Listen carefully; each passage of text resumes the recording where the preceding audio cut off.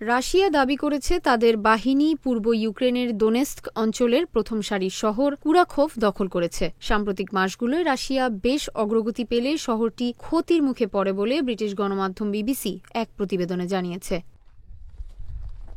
ইউক্রেনের দিক থেকে কুরাখোভের পতনের বিষয়টি এখনও স্বীকার করা হয়নি। শহরটি পোক্রোভস্ক থেকে ৩৫ কিলোমিটার দক্ষিণে অবস্থিত।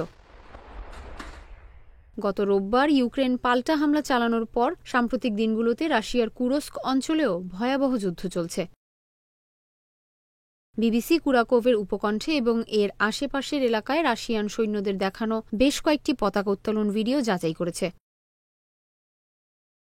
ইউক্রেনের একজন সুপরিচিত সাংবাদিক ইউরি বুটুভস তার টেলিগ্রাম চ্যানেলে লিখেছেন, কুরাকোভ শহরটি রাশিয়ান বাহিনীর কাছে কার্যতই হার মেনেছে। ইউক্রেনীয় ব্লগাররা বলছে তাদের সেনারা একাধিক রকেট লঞ্চার ও গ্লাইড বোমার টানা হামলার মুখে পড়েছে।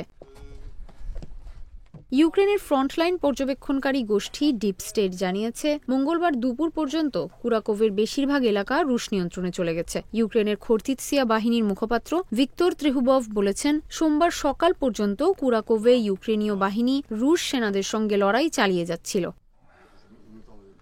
প্রসঙ্গত, কুরাখোভ ও পোক্রোভস্ক সংযোগকারী সড়কগুলো ফ্রন্টলাইনের সেনা ও সরঞ্জাম পরিবহনের গুরুত্বপূর্ণ অংশ। বিশ্লেষক রোমান পোহরিলি বলছেন, কুরাখোভের দখল রুশ বাহিনীকে উত্তরে পোক্রোভস্কের নতুন দিক থেকে হামলার সুযোগ এনে দেবে।